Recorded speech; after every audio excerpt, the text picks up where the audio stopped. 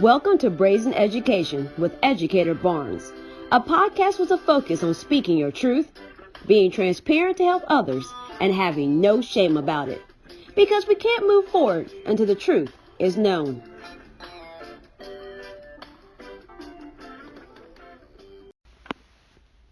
Hey, Educator Barnes here, and welcome back.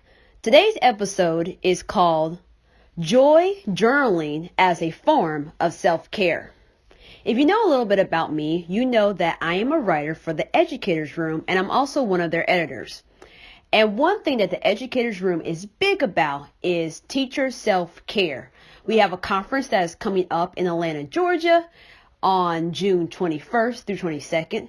And I will actually be presenting at that conference. The topic I'm talking about is mental health for teachers of color.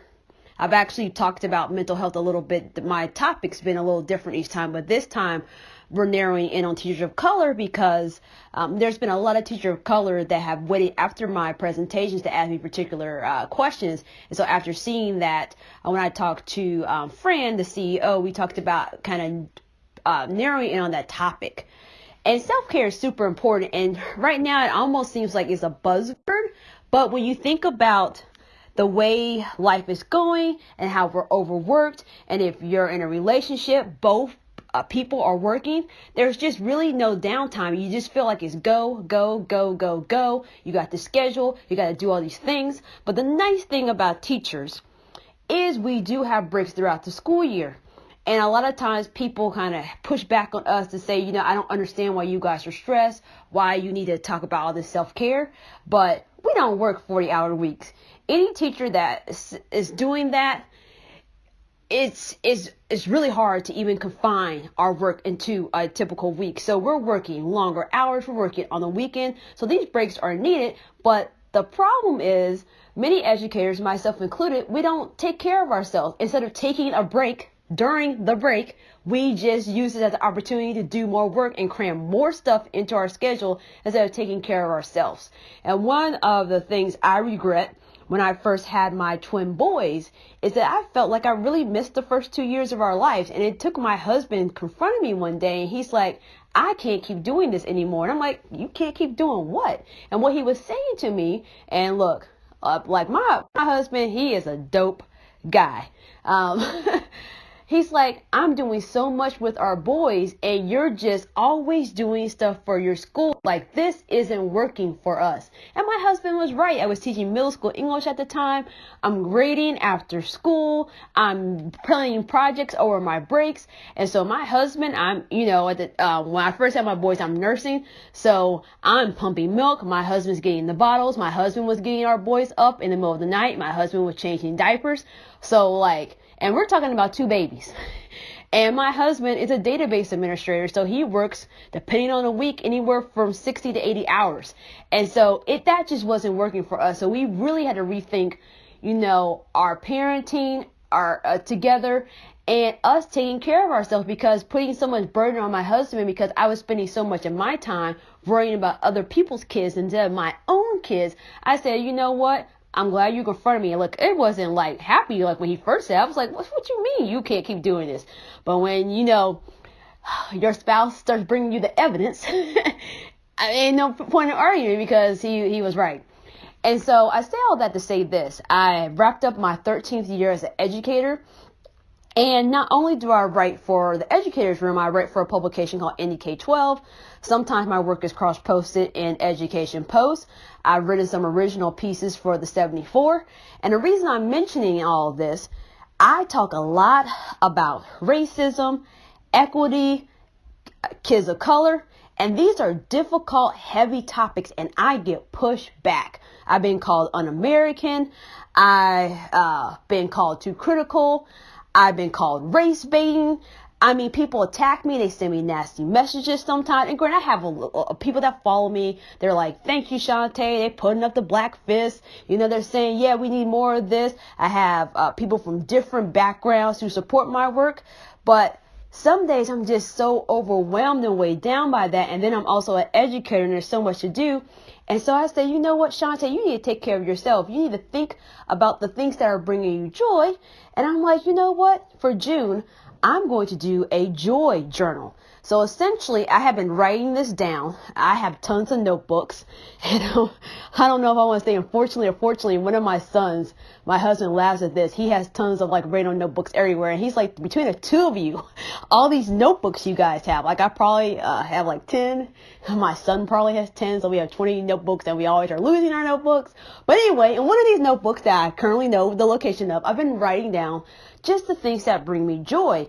And it's actually been making me feel really good. And sometimes when people are being critical of what you're doing or when life is tough, because look, life is life. There's going to be stressors.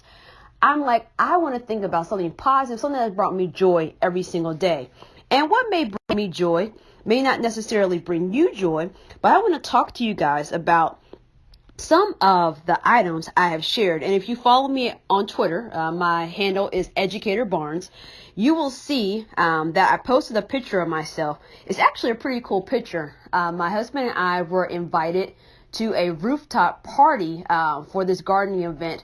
I have another Twitter handle called Gardener Shicole, and that Shicole is spelled Shicole, is my middle name. And I'm a very strong advocate, not only for education, but for urban gardening and growing your own food. So that's like a whole other thing I write about.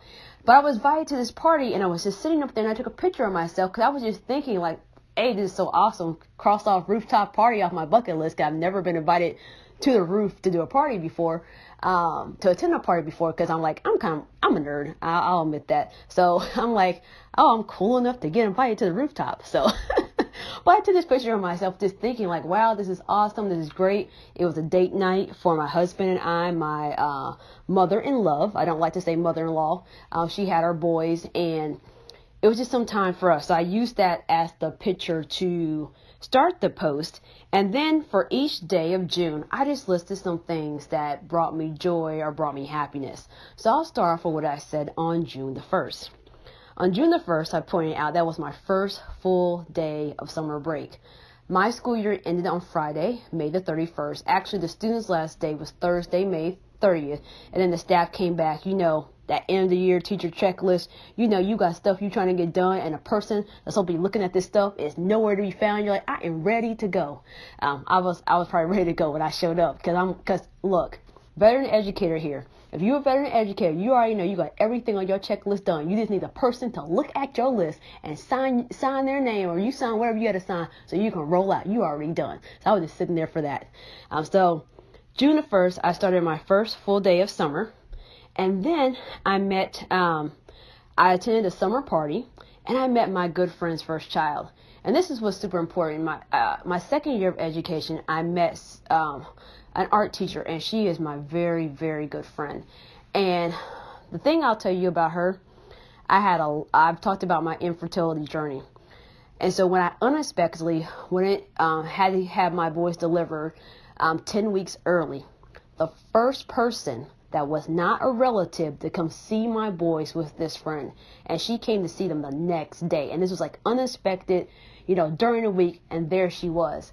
And that really touched me a lot because I told a lot of people and people were like, well, I can't come. And some people never came to see me. And I was on bed rest for 8 months at home, for 8 weeks in the hospital before I had my boys, and then 6 days after I had them. And so when I called her, bam, next day she was there. So, she's married now and she had her first kid. And I was just so excited to be able to finally meet her daughter. And I wanted to see her earlier, but I've been sick and I still have a little bit of a cough. And so I'm like, I'm not going to see anybody's new baby. And I'm sick. That's a definite no. So it just brought me a lot of joy just to be able to finally meet her daughter. And they were having a party because her husband turned the big 4-0. So it was just a great way to kick off summer. My boys were there. They got to play with other children. So it was just great. And so I was like, man, even though everything wasn't perfect that day, I had everything to do, I wanted to focus on the joy. June 2nd, I went to Holiday World, Indiana, Holiday World in Santa Claus, Indiana. If you're not from Indiana, the first thing you need to know is that Holiday World has always been rated for, I don't know how long, as like one of the cleanest amusement parks. So that's the first thing, because if you know anything about going to an amusement park, sometimes those bathrooms, you can smell them before you even get close to them. That's not how it is a holiday world. There's free soft drinks. Sunscreen is free, and it's holiday world. And so if you haven't caught on, there's different holidays. So you have like Christmas.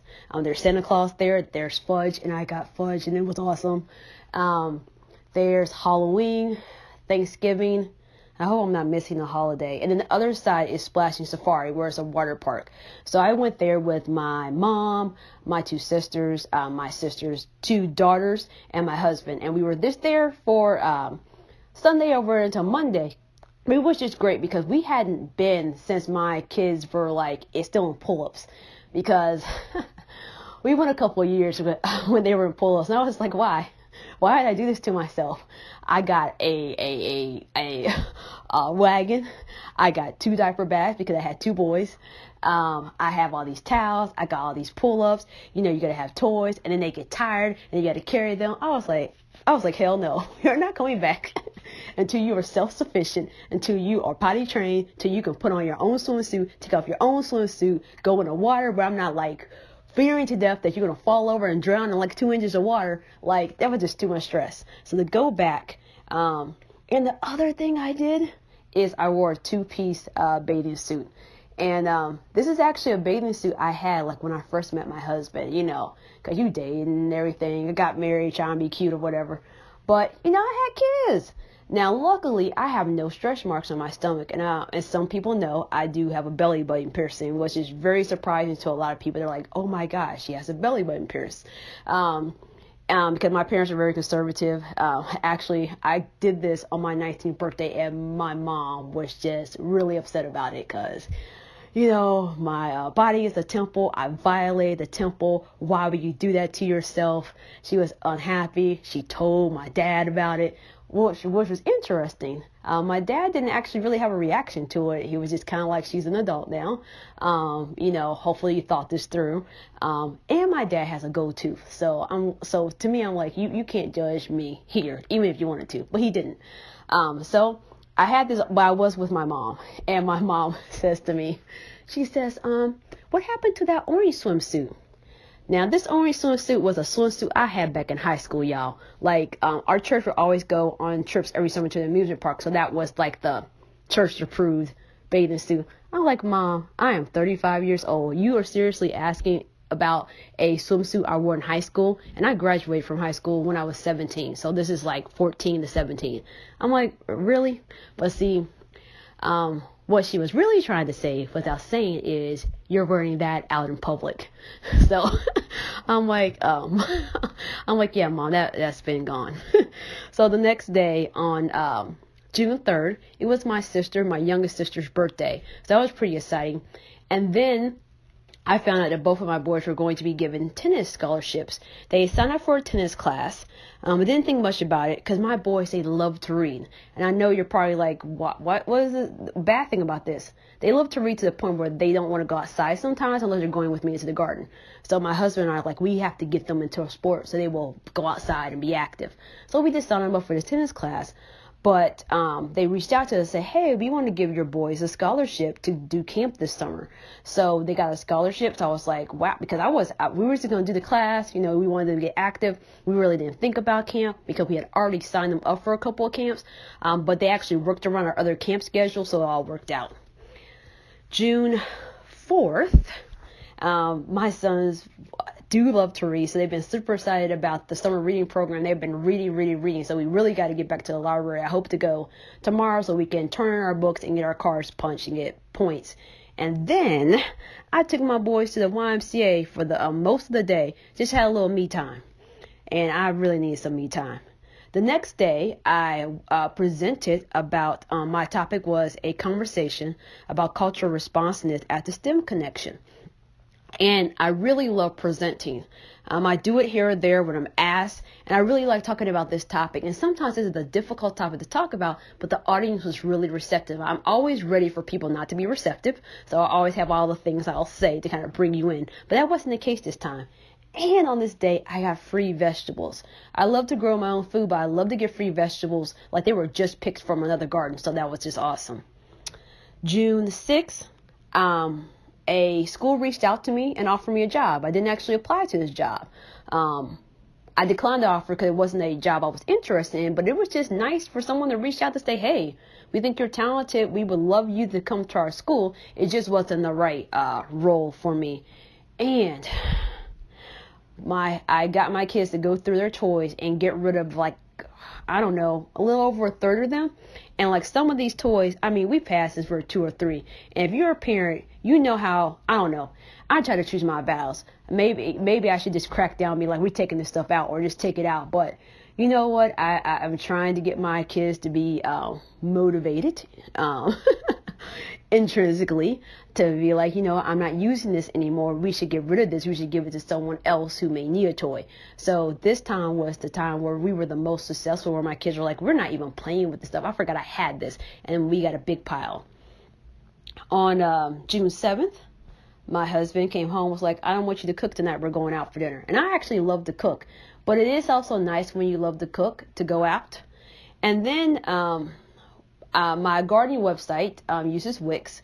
And with this new Wix app, they actually updated the app. It actually tells you when people get onto the website and where they're from. And so it's just been cool to see, like, someone from Philadelphia was on there, someone from San Antonio, and even someone from Singapore. And it's been different places. Because most of the time I get it's like Indy, you know, Noblesville, Fishers. And for those of you that are not in Indiana, those are like suburbs of Indy. So it's just like in Indiana people. So it's just nice to see, hey, you know, some people in different states, even in different countries, is looking at what I'm talking about with gardening.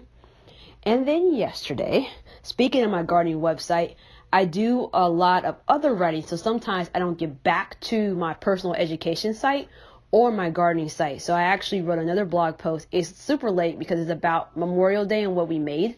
So that should have came out like either on Memorial Day or the day after, but at least it's up now. And I updated some of my pages. I got a couple videos we did for 2019 on my website.